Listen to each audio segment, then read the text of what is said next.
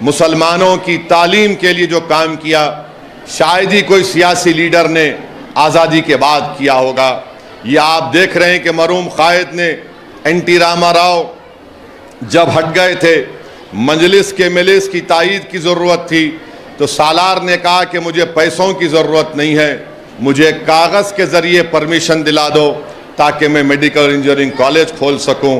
یہ سالار کا ویژن تھا، یہ دور اندیشی تھی، یہ سالار کی مسلمانوں کے لیے ایک طلب تھی، یہ سالار کے مسلمانوں کے غریبوں کے بچوں کو تعلیم کے زیور سے آراستہ کرنے کا ایک کوشش تھی، جس کو اللہ سبحانہ و تعالیٰ نے کامیاب کیا۔ اور آج مجلس اتحاد المسلمین کے پاس میڈیکل کالج ہے، انجینئرنگ کالج ہے، M C A M B A college ہے، اسکول آف فارمیسی ہے، اسکول آف نرسنگ ہے، اسکول آف فزیو تھراپی ہے، M B A in business management ہے، اسکول آف آرکیٹیکچر ہے۔ آپ بتائیے اس میں پڑھنے والے پورے کے پورے مسلمان لڑکے اور لڑکیاں ہیں جو تعلیم یافتہ ہو کر دنیا کے کونے کونے میں جا کر آج نہ صرف حیدرآباد بلکہ اپنے آپ کو مضبوط کر رہے ہیں۔ میں امریکہ گیا تھا آج سے چند مہینے پہلے، تو وہاں پر ڈاکٹروں کی ایک آرگنائزیشن ہے جس کا نام دانا ہے، ڈیکن میڈیکل کالج کے المنائی ہیں۔ آپ کو جان کر خوشی ہوگی کہ جو ڈیکن میڈیکل کالج کے پڑھنے والے پورے امریکہ بلکہ نارتھ امریکہ میں مجھے بتایا گیا کہ 1000 سے زیادہ ڈاکٹر وہاں پر ہیں۔ انہوں نے اپنی تنظیم بنائی اور اس کے ذریعے وہ فلاح بہبود کا کام کرتے۔ یہ مجلس اتحاد المسلمین کا کارنامہ ہے۔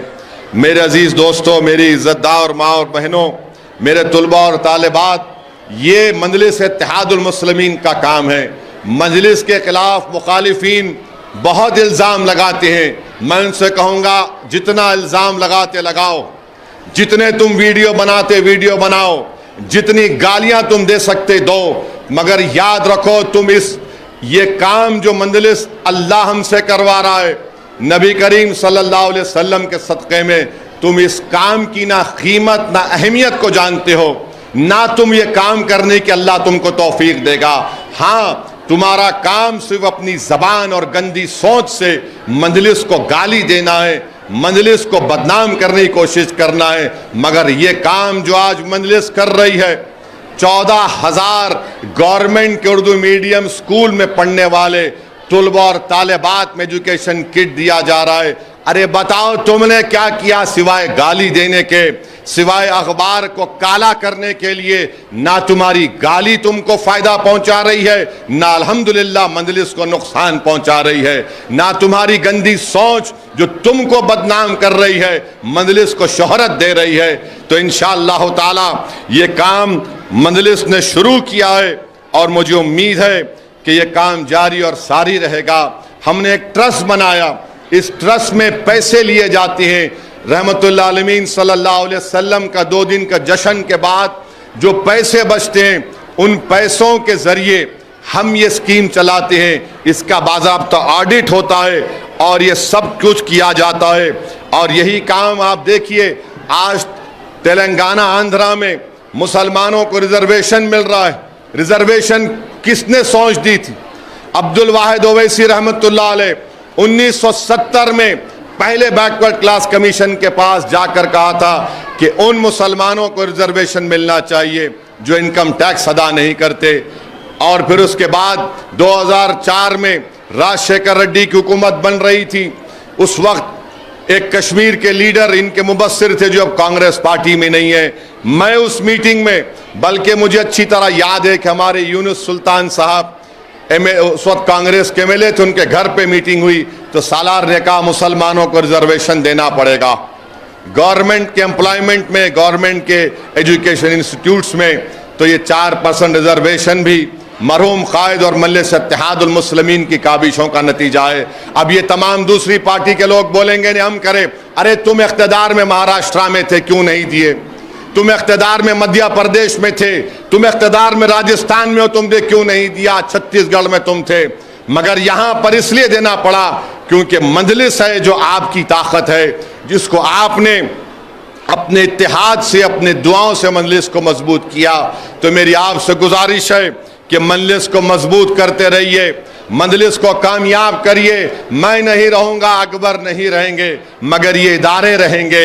یہ دارالسلام کی سرزمین انشاءاللہ تعالی صبح قیامت تک آباد رہیں گی. اس کو آپ کو آباد رکھنا ہے, مجلس کو آپ کو مضبوط کرنا ہے, مجلس کو کامیاب آپ کو کرنا ہے, تاکہ جس طرح آج یہ غریب پریوار کے خاندان کے بچے اور بچیاں پڑھ کر طاقتور بن رہی ہیں, علم کا زیور سے آراستہ ہو رہی ہیں, تو مجلس کے دشمنوں کو تکلیف ہو رہی ہے, مسلمانوں کے دشمنوں کو تکلیف ہو رہی ہے کہ مجلس ان کو طاقتور بنا رہی ہے, مجلس ان کو تعلیم یافتہ بنا رہی ہے, مجلس ان کو جہالت سے نکال کر علم کے راستے پر لے کر جا رہی ہے, مجلس ان کو تعلیم یافتہ بنا کر ان کو باشعور بنا رہی ہے. اس لیے مجلس کے جو دشمن ہیں ان کو سمجھ میں نہیں آ رہا کہ یہ کیا ہو رہا ہے. ارے تم مجلس کے سفر کو نہیں روک پاؤ گے. ہم نے بڑے بڑے چیلنجز کا مقابلہ کیا اور کرتے رہیں گے. مجھے یقین ہے کہ انشاءاللہ تعالی آنے والے اسمبلی انتخابات میں بھی آپ تمام کی دعاؤں سے, آپ تمام کے اتحاد سے مجلس کو اللہ سبحانہ و تعالیٰ ایک شاندار کامیابی سے ہمکنار کرے گا. مجلس ہماری پہچان ہے, مجلس ہماری طاقت ہے. ارے یہ لوگ جو مجلس کے کاموں سے جلتے ہیں, ان کو خود کرنے کی توفیق نہیں ہوئی, سوائے گالی دینے کے, سوائے ویڈیو بنا کے. ارے بناؤ, جتنے گالی تم دے سکتے دو, مگر ہم رکنے والے نہیں ہیں. میں آپ کو یہ آخر میں بتانا ضروری سمجھتا ہوں کہ میرے ایم پی فنڈ سے میں نے رسالہ بازار گولکنڈہ میں 37 لاکھ روپے دیے خالی کلاس روم کے لیے ڈگری کالج کے, اور پھر وہیں رسالہ بازار گولکنڈہ میں وہاں پر گراؤنڈ فلور پر 28 لاکھ ایم پی فنڈ کے دیا ہوں. گورنمنٹ پرائمری اسکول پرانا پل گوشہ محل میں میں نے 20 لاکھ ایم پی فنڈ سے دیا ہوں. پھر جی پی ایس اسکول بلڈنگ کمارواڑی میں, چار مینار اسمبلی کانسٹینسی میں آپ جا کر دیکھیے, 86 لاکھ کی لاگت سے ایک new A C R G P S school بنایا گیا. پھر 1.5 کروڑ روپے نئی اسکول کی بلڈنگ تقریباً مکمل ہو چکی ہے اعظم پورہ میں, یہ بھی چار مینار اسمبلی حلقے میں ہے. یہ اس میں سی سی روڈ کی بھی ضرورت تھی تو 18 لاکھ کی اسی اعظم پورہ اسکول میں سی سی روڈ کا بھی انتظام کروایا. پھر رمنس پورہ میں بلاک ڈی میں نیو کلاس روم جی پی ایس رمنس پورہ کے لیے 82 لاکھ میں اپنے ایم پی فنڈ سے دیا ہوں.